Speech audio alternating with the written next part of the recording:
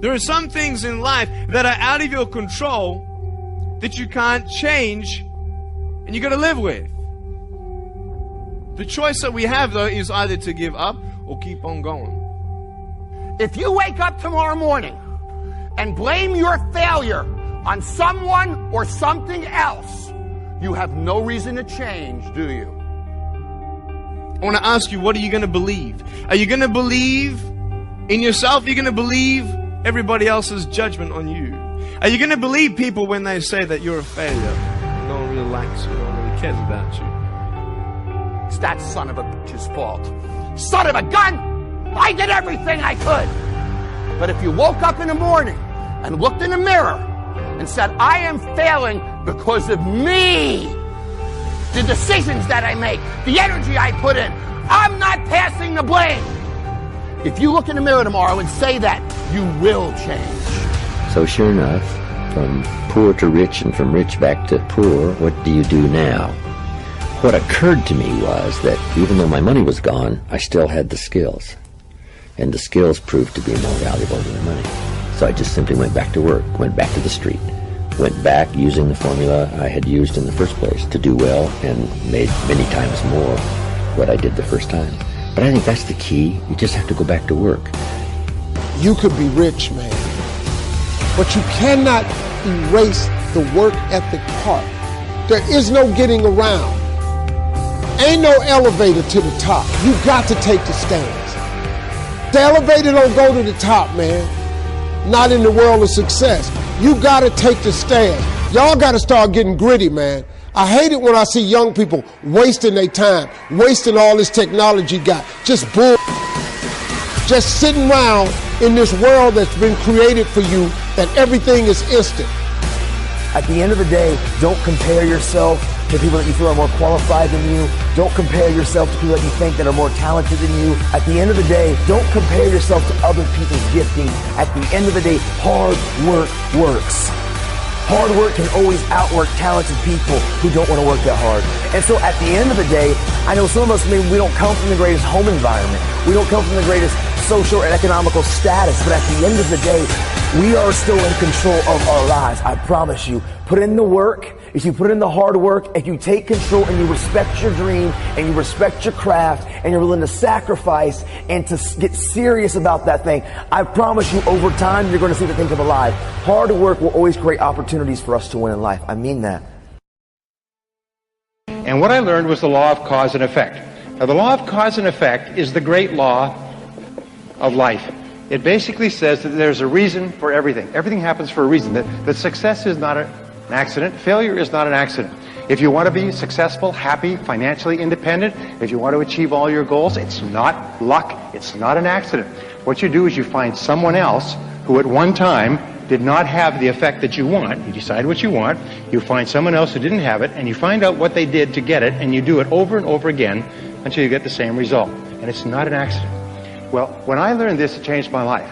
You mean if I do what other successful people do, I'll get the same results that other successful people get? The answer is yes. You mean if I find out what top salespeople do, and I do the same thing until I master it, I'll get the same results as top salespeople? I'll make the same money? I'll have the same cars? Yes. So I went out and I did it, and it worked. The law of cause and effect is what changed my life. And by the way, I've been in many different businesses now. I've consulted for more than 500 companies over the years, over the last 20 years. And in every case, I ask them, how does your business work? What are the cause and effect relationships? And where's it strong? Where's it weak? What's working? What's not working? Where are the places where we can gain advantage? Where are the places where we're losing money and so on? And they think it's miraculous when I come in with this advice, which I charge them a lot of money for. Okay, so what I learned was this, is that there is a mental application. By the way, of all physical laws, there's mental applications. This is more important than anything else. It's that thoughts are causes. Thoughts are causes, and conditions are effects. Thoughts are causes. Thoughts are causes, and conditions are effects. That means your thoughts create the effects of your life. Is that your thought is created. You're almost like a magician in your own life. You create your world by the way you think. And the interesting thing is, it's not the way you thought yesterday or the way you might think tomorrow. It's the way you think at this minute, at this moment. It's the way you think in the now. that determines your life. And your thoughts are constantly creating your world on a forward basis.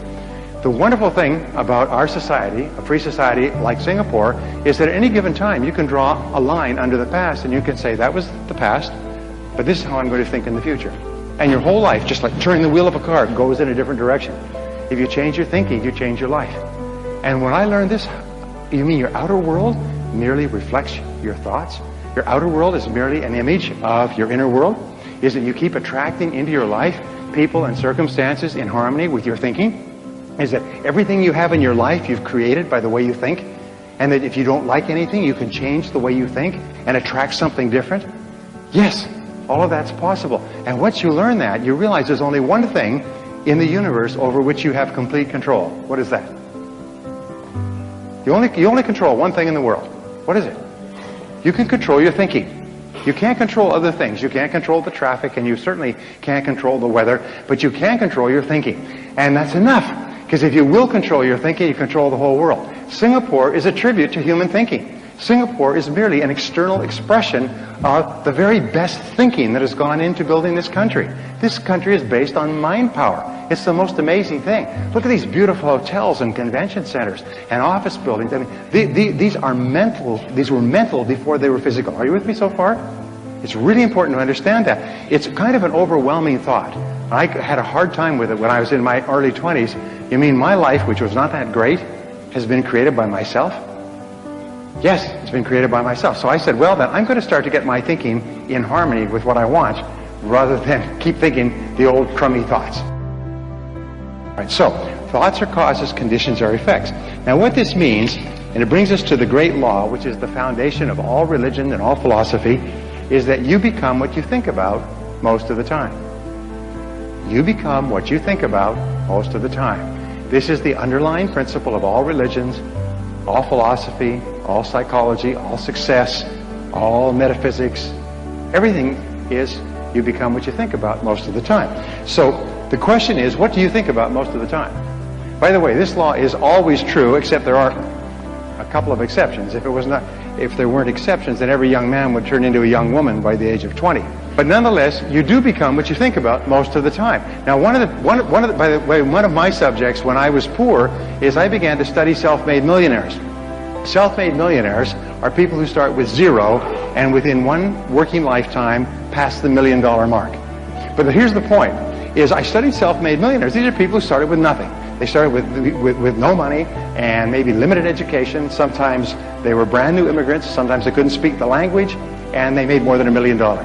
So tens of thousands of them have been studied over the years to find out what they do differently. And wouldn't that be a good thing to know, by the way? Say yes. I mean, if you want to be a self-made millionaire, I can promise you this. If you don't know how they think, you can't make it. In other words, if you want to go somewhere but you don't have a map, you can't get there.